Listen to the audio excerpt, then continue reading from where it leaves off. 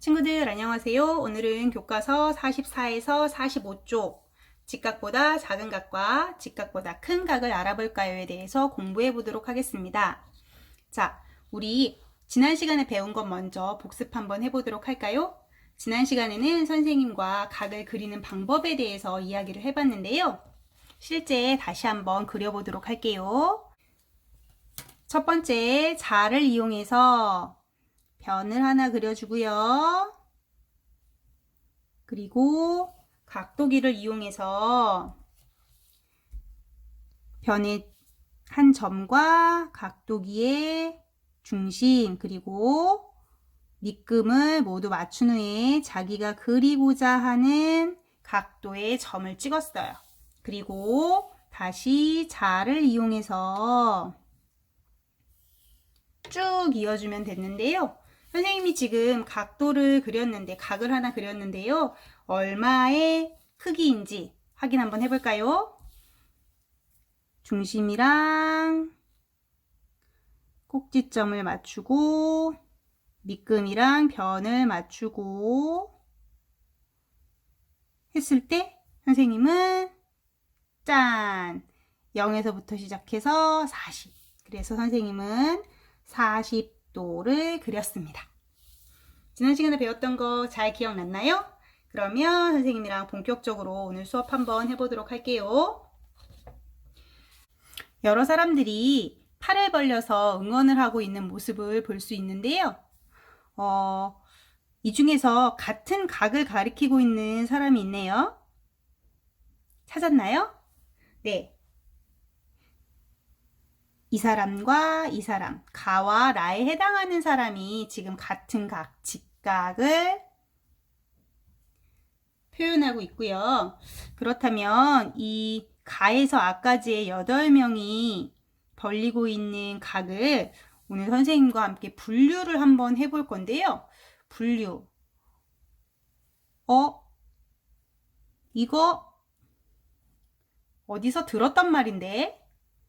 기억나요? 네, 과학 시간에 우리 과학자처럼 분류해 볼까요? 라는 부분에서 나왔던 부분이죠. 그때 기억을 더듬어 본다면 우리 핀치새를 분류했었고요. 그때 분류할 때 가장 중요한 것은 기준이 정해져야 한다는 거였어요. 이 기준은 예쁜 새라는 기준은 안 됐었어요. 왜냐하면 예쁘다는 기준은 어떤 사람은 이것이 예쁘다고 할 수 있고 어떤 사람은 예쁘지 않다고 할 수 있기 때문에 결과가 달라지는 일이 벌어졌죠. 기준은요, 누가 분류해도 같은 결과를 가질 수 있는 것으로 정해야 하는데요. 그렇다면 여러분은 가에서 아까지의 각 중에서 어떤 기준을 정해서 분류해 볼 수 있을까요? 선생님은 아까 처음에 2명이 직각을 나타냈으니까 이 직각이냐 직각이 아니냐를 가지고 분류를 한번 해볼 거예요. 그렇다면 직각이라고 되어 있는 것, 직각이 아닌 각 이렇게 구분할 수 있을 건데요. 직각인 것은 네, 여기 가고 라만 해당될 거고요. 나머지 나, 다, 마, 바, 사, 아는 모두 직각이 아닌 각이 될 거예요. 그렇다면 직각보다 작은 각과 직각보다 큰 각도 있을 수 있겠는데요. 요것도 한번 구분해 볼게요. 직각보다 작은 각과 직각보다 큰 각을 구분하는 여러 가지 방법이 있었는데요. 우리 직각을 그리는 방법 여러 가지가 있었죠. 삼각자의 직각 부분을 이용할 수도 있고요. 자의 직각 부분 혹은 종이를 접어서 아니면 그냥 종이에 있는 직각 부분을 활용하는 방법이 있었는데요. 선생님이랑 우리 각도기를 가지고 직각을 구분해 보도록 할게요. 일단 나 한번 살펴볼까요? 나 꼭지점과 각도기의 중심을 맞추고 밑금과 밑변을 맞추고 0에서부터 시작해서 쭉 갔더니 여기가 90인데 여기까지가 90인데 넘어갔죠. 그러니까 나는 직각보다 큰 각이 되겠네요. 직각보다 큰 각은 선생님이 네모로 표시할게요. 그러면 다 볼게요. 다도 마찬가지로 중심 맞추고 밑금 맞추고 봤더니 0에서부터 시작해서 여기가 90인데 90보다 넘어간 110이네요. 얘도 다도 직각보다 큰 각이 될 거고요. 마 봅시다. 마도 중심을 맞추고 밑금을 맞추고 쭉 갔더니 여기가 90이고요. 쭉 150까지 가네요. 마도 직각보다 큰 각. 이번엔 봐 볼게요. 중심을 맞추고 밑금도 맞추고 0에서부터 쭉 올라갔더니 여기는 70이네요. 70은 직각보다 작은 각. 직각보다 작은 각은 세모로 표시할게요. 4 볼게요. 4도 중심을 맞추고 밑금과 맞춰서 봤더니 0에서부터 시작해서 쭉 해서 60도네요. 그러면 직각보다 작은 각. 아도 한번 보겠습니다. 중심과 밑금을 맞추고 0에서부터 시작해서 쭉 갔더니 여기는 125도 정도 되겠네요. 자, 그렇다면 이건 직각보다 큰 각, 네모로 표시할 수 있을 거예요. 그러면 직각보다 큰 각과 직각보다 작은 각을 한번 써보면 직각보다 작은 각은 네, 바와 사 두 개였고요. 직각보다 큰 각은 나, 다, 마, 아 이렇게 네 가지가 되겠네요. 그렇다면 이렇게 직각보다 작은 각, 직각보다 큰 각을 이름을 한번 붙여보도록 할게요. 직각보다 작은 각, 이름을 뭐라고 하면 좋을까? 우리 줄임말로 한번 해볼까요? 직각보다 작은 각. 직각보다 작은 각. 직작각 어때요?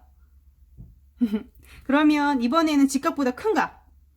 직각보다 큰 각해서 직, 큰, 각. 네, 이렇게 쓸 수도 있고요. 또 한편으로는 직각보다 작으면 요 끝을 이렇게 손으로 딱 했을 때 아플 것 같아요. 찔릴 것 같아. 그래서 선생님은요, 이거 너무 뾰족해요 라고 해서 뾰족각이라고 해볼래요. 뾰족각이라고도 써볼 거고요. 그렇다면 직각보다 큰 각은 찔려도 안 아플 것 같아요. 넓어요. 그래서 선생님은 이것을 넓은 각이라고 해볼 거예요. 이거 말고도 여러 가지 이름들을 붙일 수 있을 건데요. 우리는 지금 이름을 이렇게 붙여봤는데 수학자들은 이 친구들의 이름을 어떻게 붙였을까? 교과서 45쪽에 보면요. 수학자들이 붙인 이름이 나와 있어요. 네. 각도가 0보다 크고 직각보다 작은 각. 우리가 아까 이름 붙였던 직작각이나 뾰족각이라고 붙였던 그것을요. 예각이라고 부른대요. 그리고 직각보다 크고 180도보다 작은 각을 둔각이라고 부른대요. 선생님 이름이 너무 어려운 것 같아요. 그런데 네, 이 말뜻을 이해하면 여러분도 쉽게 할 수 있을 거예요. 요 예자는요. 요 예자는 한자로 날카롭다 라는 뜻을 가지고 있는 한자예요. 그래서 날카로울 예자를 써서 날카로운 각이에요. 그러면 아까 우리가 했던 뾰족각이라는 거로 생각하면 쉽겠죠? 그리고 둔각이라고 하는 이 둔자는요, 둔하다 혹은 무디다 라는 뜻의 둔자예요. 그래서 우리가 뾰족한 부분은 각 있는 부분을 찔렀을 때 넓어서 안 아플 것 같아요 라고 했던 그런 걸 생각하면 둔각이라고 하는 것 쉽게 기억할 수 있을 거예요. 그러면 우리 이 각을 보고 예각과 둔각 중 어느 것인지 네모 안에 한번 써보도록 할게요. 구분을 해보도록 할게요. 일단 눈으로 봐도 첫 번째 각은 예각일 것 같아요. 보시면 그래도 확인 한번 해볼까요? 중심 맞추고 밑금 맞추고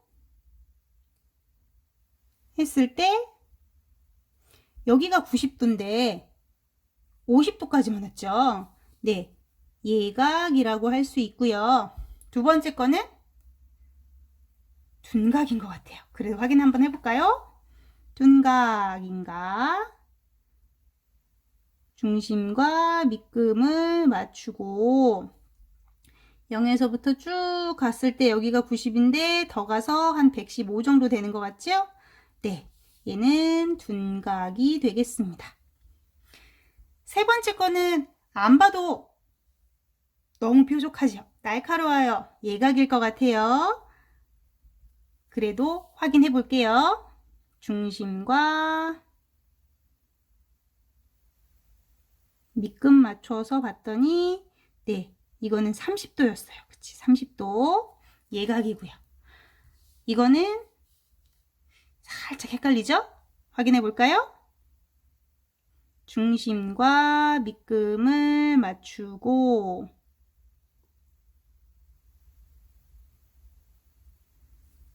0에서부터 쭉 갔더니 네, 110도 되네요. 이거는 둔각. 이렇게 구분할 수 있을 거예요. 지금 우리 예각과 둔각을 구분해 봤는데요. 어렵지 않죠? 각도기를 이용하는 것뿐만 아니라 자나 삼각자의 직각 부분을 대봐도 쉽게 구분할 수 있을 거예요. 보시면 이렇게 해서 바로바로 확인이 가능하기도 하지요? 네, 이렇게요. 자, 그렇다면 이번엔 긴 바늘과 짧은 바늘이 이루는 각을 예각인가? 직각인가? 둔각인가? 한번 이야기해 보는 시간인데요. 예를 들어서 4시 같은 경우에는 이렇게 짧은 바늘과 긴 바늘이 나타나죠. 그러면 선생님 이번엔 삼각자를 이용해 볼게요. 이렇게 했을 때 직각보다 넘어가는 둔각이 될 거예요. 이렇게 맞추는 게임인데요. 친구들이랑 같이 해봐야 되는데 친구들과 같이 해볼 수는 없으니까 가족들이랑 한번 해보는 것도 좋을 것 같아요. 자, 오늘 공부한 내용을 다시 한번 정리를 해보면요. 이쪽에서부터 각의 크기를 이렇게 본다고 했을 때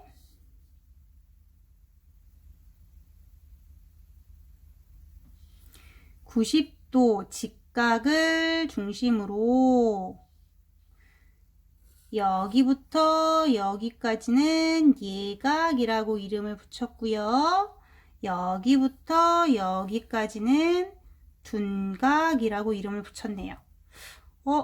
그렇다면 90도는 직각이라고 이름이 따로 있는데 여기부터 여기까지의 이름은 따로 있지가 않네요. 한꺼번에 예각이라고 부르고요. 여기부터 여기까지도 한꺼번에 둔각이라고 불러요. 여러분은 이 부분에 대해서 어떻게 생각하나요? 만약에 선생님이 요 사이의 각들이라면 조금 서운할 것 같아요. 나에게도 이름이 있었으면 좋겠다 라는 생각을 하지 않을까요? 여러분의 생각은 어떤가요? 자, 그렇다면 오늘 배운 내용을 기억하면서 수아이킴 책 26에서 27쪽을 풀어보도록 할게요. 그리고 선생님과는 다음 시간에 만나요. 안녕.